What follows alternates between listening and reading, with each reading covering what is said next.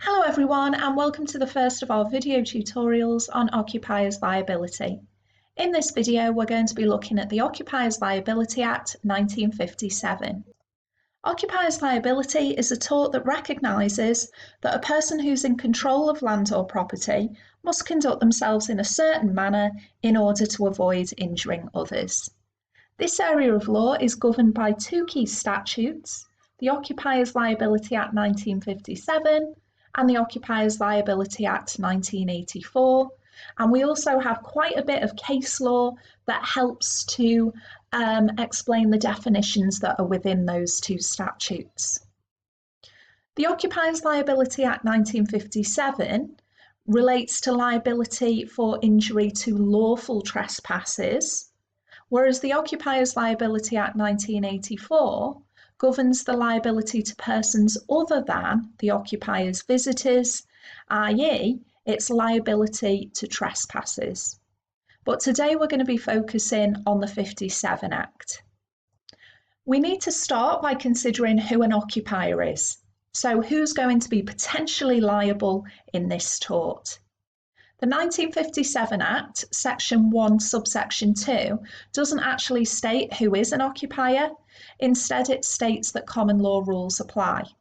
So when we look to the common law, we come to the case of Wheaton Lacon, and this case identifies four different categories of occupier. So tenants are occupiers when they're renting, so even though they don't own the property, they are still classed as occupiers. Landlords can be occupiers of parts of the building that they still have access to. So even though a landlord might not be living in a property that they own, that they're renting out, they can still be an occupier to the communal areas that they might have a key to, for instance. Owners are obviously going to be occupiers under the Act. And interestingly, independent contractors can sometimes be occupiers as well as the owner of the property. Next, we need to consider what premises are under the Act. So it's obviously going to cover houses, but Section 1(3)(a) also includes any vessel, meaning boat, vehicle, or aircraft. So an occupier is liable for any injury caused on his boat, in his vehicle, or in his aircraft if he's lucky enough to have one. So the next thing to consider is who a lawful visitor is, because the 57 Act says that the occupier is liable for injuries caused to his lawful visitors, so we need to make sure that we know who a lawful visitor is. And under the common law, a visitor is a person who either has express or implied permission to enter the premises. So the express permission category refers to those who are expressly invited onto the premises by some means. So they're a guest of the occupier, but occupiers can limit the extent of an express invite in terms of place, behaviour or time. So in other words, when you invite a person into your home, you can invite them at a certain time, to a certain part of the building, and if they deviate from that place that they're entitled to go, then they will actually become a trespasser. And that's illustrated quite nicely by this quote from Scruton Lord Justice in a case called the Calgarth. And he said, quote, "When you invite a person into your house to use the staircase, you do not invite him to slide down the banisters." So what he's saying there is, just because you've invited a person into your home doesn't mean that they can't become a trespasser. That if a person goes beyond permission, they exceed their permission, they will become a trespasser and they're no longer a lawful visitor. As well as express visitors, people who are expressly invited onto the premises, the common law also classes implied visitors as lawful visitors of the occupier. This implied permission category includes those who haven't been expressly invited onto the premises, but their presence is assumed to be unobjectionable to the occupier. So that might include people like the postman, a milkman, a delivery person. They've not been expressly invited onto the premises, but they have implied permission to be there. We've established who the occupier is, what the premises are, and who's a lawful visitor. We now have to consider what standard of care does the occupier owe these visitors. And the relevant duty of care can be found in Section 2, subsection 2 of the 1957 Act. And according to this section, an occupier must take such care as in all the circumstances of the case is reasonable to see that the visitor will be reasonably safe for the purposes for which he's permitted to be there. So there's our key words there. The occupier needs to ensure that lawful visitors are reasonably safe. The 1957 Act also gives some guidelines on applying the standard of care, and it actually has a number of special visitors discussed in the Act. So under Section 2.3a, it says that an occupier must be prepared for children to be less careful than adults. Under 2.3b, an occupier can expect a professional person in the exercise of their calling to appreciate the risks ordinarily involved.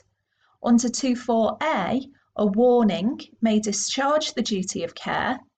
And 2.4b, the occupier is not liable for the fault of an independent contractor if they took reasonable steps to ensure they were competent. So these four situations that are outlined in the 57 Act are changing ever so slightly the standard of care that we've just discussed in Section 2.2. So depending on whether your visitor is one of these special categories, that might affect the standard of care owed. So we're going to look at each of these in turn, look at some cases to help explain what they mean. In the case of children, you can probably guess really why children are seen as being special visitors, because typically children are going to do things in premises that you wouldn't expect adults to do. They tend to be less careful, they might get themselves into all sorts of scrapes, so we need to consider what duty does the occupier owe them. Now, in the case of Phipps and Rochester, the court said that the responsibility for children of tender years rests primarily with the adult accompanying them. So we've got a key phrase here, if I just highlight it, tender years. Whoops. And as usual, that's pretty vague. We're used to the courts being a bit vague with the tests that they give. So if a child is very young, we would expect the main responsibility to be on the parent. And that seems quite fair, I think. In the case of Jolly and Sutton, we looked at that case when we were looking at negligence. The House of Lords said that the court should not underestimate the ingenuity of children in finding unexpected ways of doing mischief. So the occupier has to be prepared for children to do slightly unexpected things and needs to make sure that the property is safe from the eyes of a child. If we have a look at professional callers then from Section 2.3b, we've got the case of Rolls and Nathan. And this was a case where two chimney sweeps were killed by carbon monoxide fumes when they were sealing up a boiler. And the defendant occupier was not liable for their deaths under occupier's liability. And the reason for that is that the chimney sweeps were classed as professional callers under Section 2.3b. And the Act says that we can expect professional callers to guard against risks that are ordinarily incident to their work. And carbon monoxide fumes are something that's quite typically experienced by chimney sweeps, or it's certainly something that they need to be aware of in their line of work. So that's a risk that's normally associated with their job. So the occupier wasn't liable. But I've put here, if they'd fallen through a rotten floorboard, of course the occupier would have been liable, because dealing with rotten floorboards is not a risk that you would expect chimney sweeps to guard against. So this seems fair as well, that our defendant's not liable where the danger is a risk ordinarily involved with the job. Because the theory is, I suppose, that the professional caller is going to be more knowledgeable of the risks than the occupier in that case. According to 24A, the occupier can discharge his duty by giving a warning of the danger. And in Derby and National Trust, our claimant drowned in a pond of deep, murky water. And the court held in this case there was no duty to warn against obvious risks. So they were saying, you know, it was quite clear what the risk was. He was an adult, he could see what the issue was. So there was no need to put signs around the pond because the risk was obvious. In Tomlinson and Congleton, which we'll look at a bit closer when we look at the 84 Act, the victim was held to be volenti. That means that he consented to the risk when he ignored lots of warning signs around a lake and dived into it nonetheless, and made himself paraplegic as a result. So in that particular instance, warning signs had discharged the duty for the occupier. The visitor had seen the signs and chosen to ignore them, so he was volenti. He had consented to that risk. And the next issue to consider, is dangers caused by independent contractors under 24B. So if a visitor suffers damage because there's been some faulty workmanship done by an independent contractor, the occupier is not normally liable, so long as it was reasonable to entrust the work to the independent contractor, the occupier took reasonable steps to check they were competent, and the occupier took reasonable steps to check that the work had been properly done. And we illustrate this by looking at two key cases. So Hazeldine and Dorr's an easy one to remember. Hazeldine and Dorr fell through the floor. Our claimant here was killed when a lift fell to the bottom of its shaft due to the negligence of independent contractors. The occupier was not liable in occupier's liability because he had trusted this technical work on the lift to the independent contractors, and it was reasonable to trust this technical work to them, and he couldn't have been expected to inspect this work of a technical nature. We always contrast Hazeldine and Dorr with Woodward and the Mayor of Hastings, and in this case a pupil was injured when he slipped on a snow-covered step, and the occupier tried to blame an independent contractor, i.e. the cleaner, but the occupier was found to be liable here.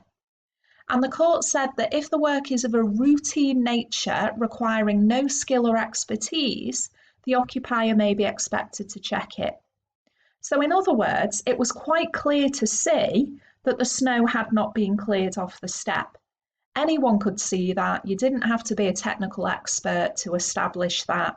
So the occupier was expected to check that work, and because he didn't, he's liable in occupier's liability.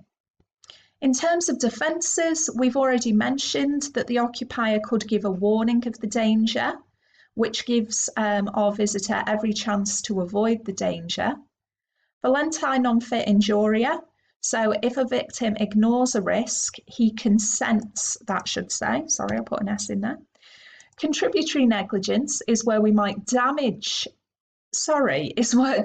may be reduced, where the visitor has failed to take reasonable care for their own safety.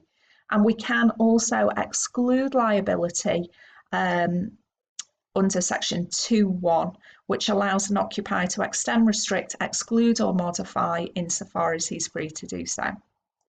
So that's the 57 Act. I just want to end by showing you this slide. So this summarises what I've just talked you through, that the 57 Act, we've looked at who an occupier is using WEET, what premises are, including boats, vehicles and aircraft, and we've looked at the common duty of care, which is to keep the visitor reasonably safe, but that may vary depending on whether you've got a child, a professional caller, the work was done by an independent contractor, and also there might have been a warning given. and we've looked at the cases on that. In our next video tutorial, we're going to look at the Occupiers Liability Act 1984.